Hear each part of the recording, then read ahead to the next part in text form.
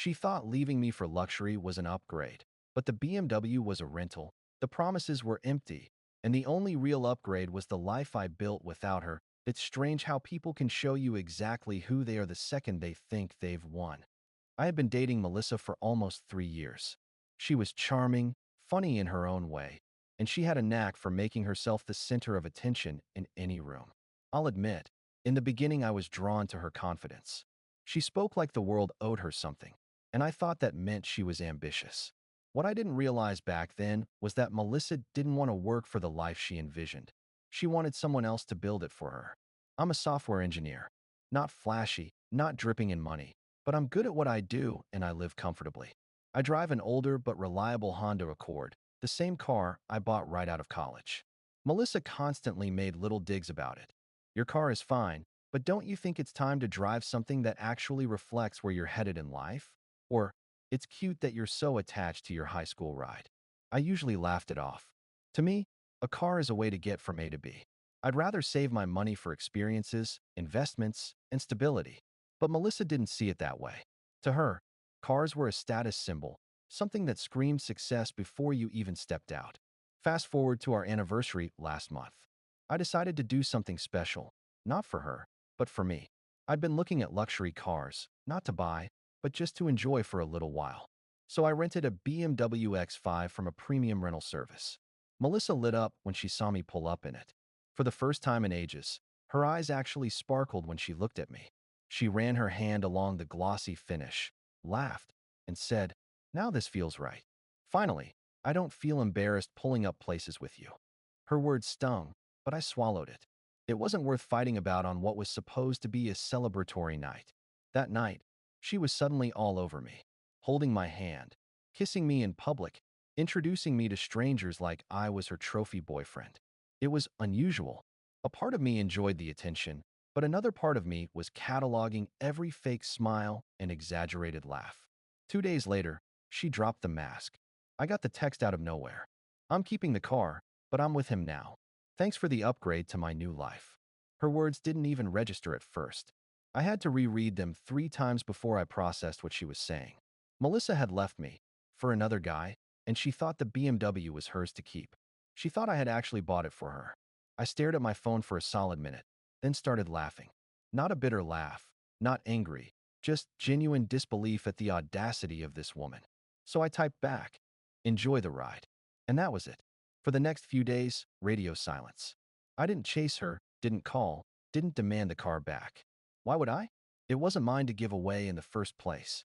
The rental agreement was in my name, the insurance was in my name, and in exactly 7 days, the car company was scheduled to pick it up. Melissa, however, had no clue. Apparently, she paraded the BMW around town, showing it off to her friends, bragging about how her new man, the guy she'd left me for, had helped her finally secure the lifestyle she deserved. She posted selfies with the car, leaning against the hood, captions like, "Finally leveled up gemstone sparkles," and "Manifestation works, ladies." I didn't comment. I didn't even watch the stories directly. I just heard about them through mutual friends who couldn't believe what they were seeing. The meltdown came on the 8th day. I was at my apartment, working from home, when my phone started buzzing nonstop. First it was Melissa. Then it was her new boyfriend, someone I barely knew but already disliked on principle. The voicemails started piling up, then came the texts. "WTF is going on with the car? They're saying it's not yours? Did you seriously rent it? Are you kidding me? You humiliated me in front of everyone." Turns out, the rental company had shown up at the exact Starbucks where Melissa and her new boyfriend were hanging out with friends. Imagine the scene.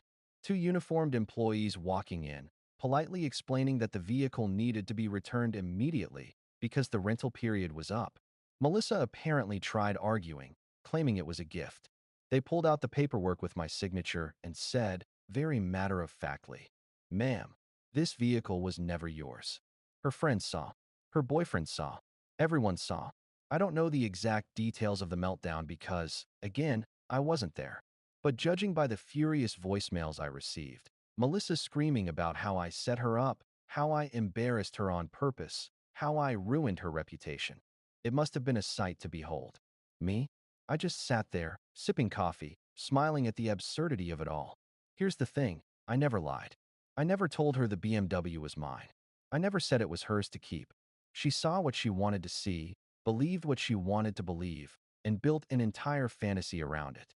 And when reality crashed through the walls of that fantasy, she blamed me for letting it happen.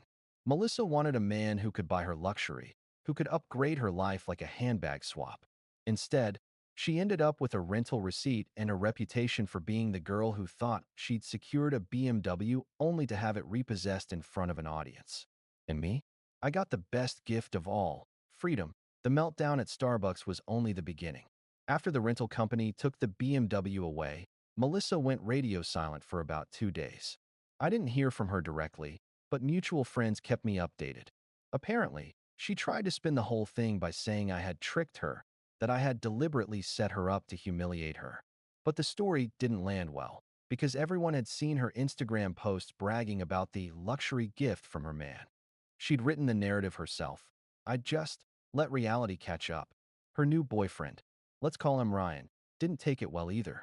Ryan had been paraded around as her upgrade, the guy who could supposedly offer her a better life. He wasn't poor by any means. He worked in sales, did all right for himself, but not anywhere near the high-class image Melissa wanted to project. So when the BMW was hauled away, and the truth came out that she'd basically been lying about her new lifestyle, Ryan's friends started mocking him. Bro, didn't she just leave her old boyfriend for you?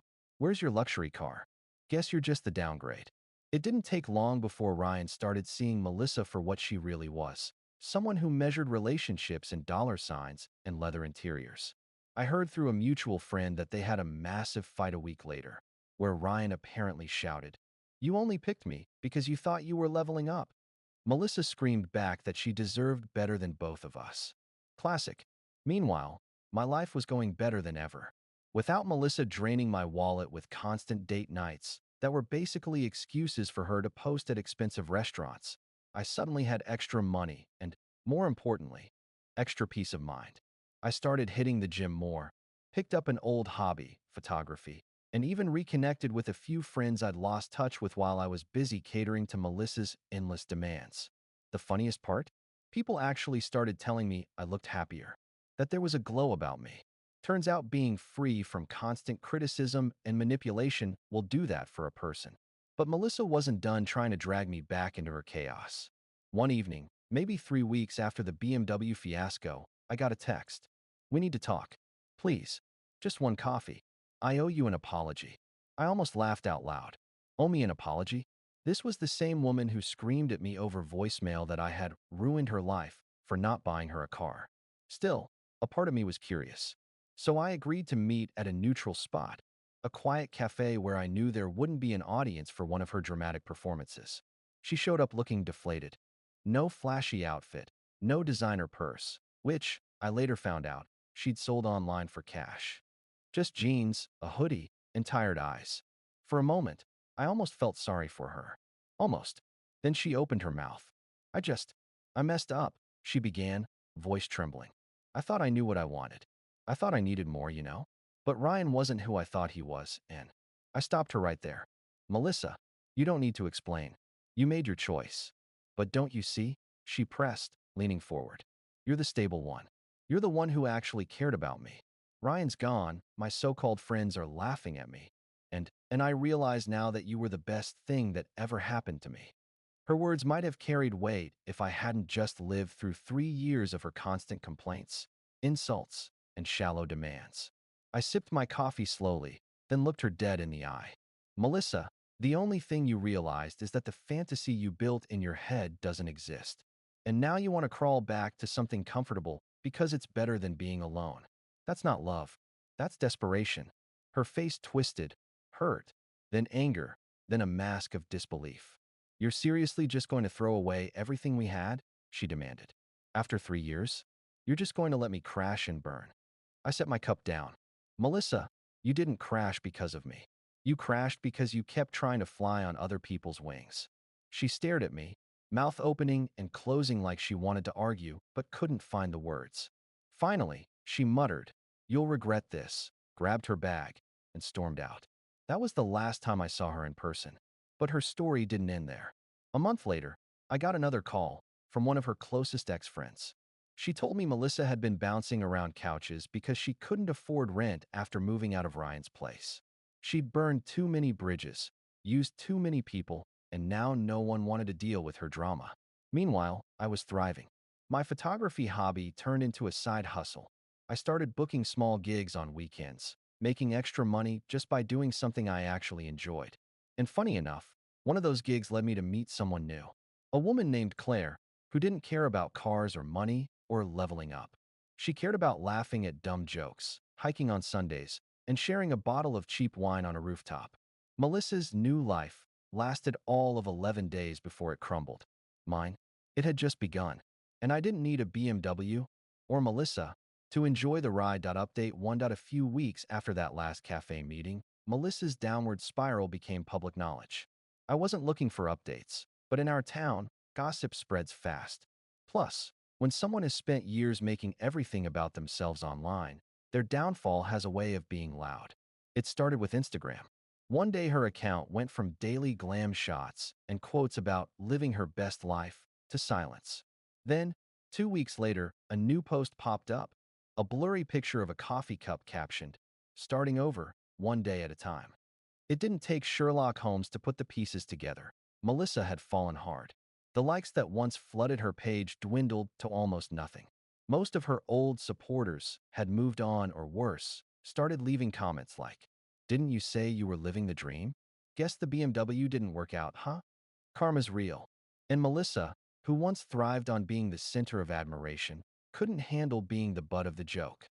That might have been enough humiliation for most people, but Melissa had a gift for digging her own grave deeper. A friend from my gym told me she'd been seen working behind the counter at, you guessed it, Starbucks. The same Starbucks where the rental company had pulled the BMW away in front of her. When he told me, I almost spit out my water laughing. Now, don't get me wrong, there's nothing wrong with working at Starbucks. Honest work is honest work. But for Melissa, who built her whole identity on pretending she was above that kind of life, it was poetic justice. This was the woman who used to mock me for clipping grocery coupons or buying generic brands. Now she was writing names on paper cups and handing out frappuccinos to college kids. The irony was almost too perfect. Meanwhile, my own life was shifting into something I hadn't expected, but in the best way. My photography side hustle was picking up steam. I went from shooting small events for friends to actually being referred to strangers. Before long, I was booking weekend weddings, engagement shoots, and even a few product gigs for local businesses. The money wasn't life-changing, but the joy was. And then there was Claire. She was nothing like Melissa. No flashy introductions, no drama, no pretense.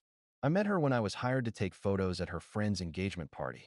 She was helping set up decorations, hair pulled back, laughing as she tried to tape streamers that kept falling. I remember thinking, she looks more beautiful covered in tape and balloons than Melissa ever did in designer heels. We clicked almost immediately. At first, it was coffee dates, actual coffee, not performative lattes for Instagram. Then hikes. Then evenings cooking together at her apartment. With Claire, life felt light. I didn't feel judged for what I wore, or what I drove, or how much I made. She asked about my day and actually listened. For the first time in years, I felt like myself again. Of course, Melissa couldn't let me go entirely. One night, out of nowhere, I got a long, rambling text from her. It was filled with half apologies, half accusations, and a sprinkle of desperation. She wrote things like, I know I made mistakes, but you can't just erase for years. Ryan lied to me. He used me. He's worse than you think. We were supposed to build a future together. You can't just throw me away like trash. I didn't respond. Not because I wanted to be cruel, but because there was nothing left to say. She'd made her choice, and now she was facing the consequences she never thought would come. But Melissa wasn't finished with her chaos. 2 weeks later, I got another message, this time from a different number. It was short. You need to tell Claire the truth about who you are. Before I do, I blinked at the screen, confused. What truth was she even talking about? Then it hit me. Melissa was trying to sabotage my new relationship. I showed the text to Claire that night. She read it, laughed, and handed me the phone back. Let me guess, she said with a smirk. Your ex doesn't like that you're happy without her. That's exactly it, I admitted. Claire shrugged. Then let her talk. The truth is, I already know who you are. And I like that person. She can't take that away. And in that moment, I realized just how much Melissa had lost and how much I had gained. Melissa was still clinging to the idea that she had power over me, that she could manipulate me into giving her attention. But Claire didn't need a show. She didn't need control. She just wanted me. The contrast couldn't have been clearer. From what I've heard since, Melissa's spiral only continued. She lost her apartment, moved back in with her mother, and eventually deleted her social media altogether after one too many humiliating comments about her fake luxury lifestyle. As for me, life's been good. Really good. My photography business has grown into something sustainable. Claire and I are still strong, and I finally feel like I'm living life on my own terms, not as someone else's accessory. Melissa thought she was getting an upgrade. In reality, she downgraded herself into loneliness, while I found freedom, passion, and love. And to this day, I can't help but laugh at the memory of her voice on that voicemail, screaming about the BMW that was never really hers. She thought the car was her ticket to a new life. Turns out, it was just a one-way rental. Final update. It had been months since I last heard from Melissa. Life with Claire was steady, calm, and fulfilling. My photography business had become more than a side hustle. It was turning into something real. I was booking consistent weddings, engagements, and even small corporate gigs. For the first time in my adult life, I wasn't just surviving, I was thriving. So when Melissa showed up again, it was almost surreal. It was a Saturday morning, one of those perfect spring days where the air feels light and you're excited just to exist. Claire and I had plans to grab brunch after I finished a quick engagement shoot at the park. I just finished setting up my gear when I noticed a figure walking toward me. Melissa. Her appearance stunned me for a moment, not because she looked good, but because she looked wrecked. Her hair was messy, her clothes wrinkled, and her eyes were puffy like she hadn't slept properly in weeks. She didn't look like the woman who once spent hours staging Instagram photos. She looked hollow. "Can we talk?" she asked, her voice strained. I didn't answer right away. Instead, I looked around. My clients were due any minute. "This isn't really the time or place," I said flatly. She stepped closer. "Please, just 5 minutes." I sighed. Against my better judgment, I walked her a few yards away from my setup. Melissa wasted no time. She launched into a tearful monologue, words tumbling out in a desperate rush. "Ryan ruined everything. He lied to me. He used me. He left me with nothing. My mom's sick of me being at her house. I lost my job. I don't have anyone.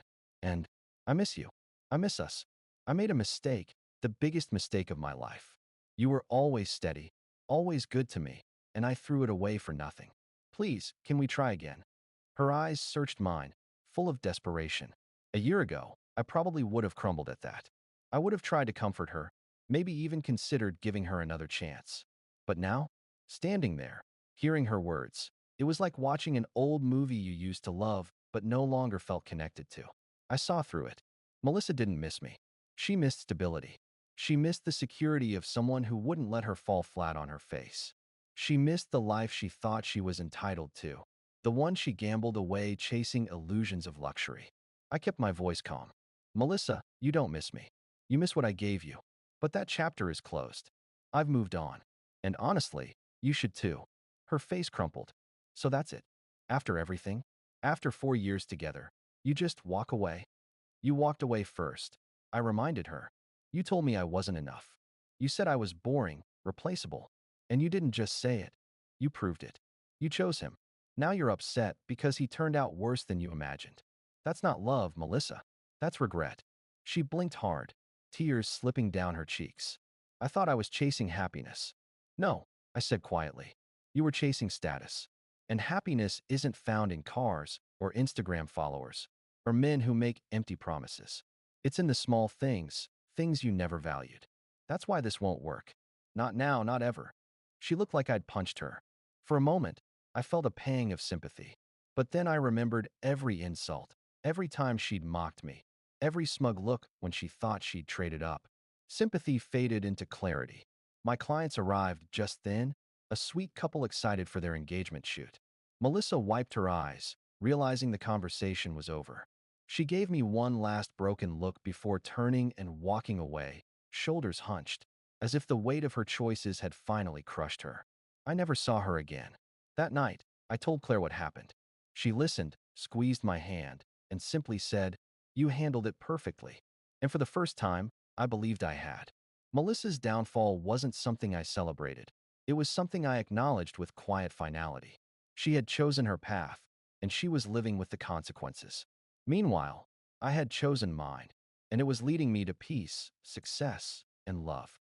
In the end, Melissa thought she could script her life like one of her curated social media posts. But life isn't about perfect angles or filters. It's about substance, resilience, and the people who stand by you even when there are no cameras. She lost everything trying to chase an illusion. I gained everything by walking away. And when I think back to the day she sent me that smug text, "Thanks for the upgrade to my new life," I can't help but smile. Because the only upgrade that ever happened was mine.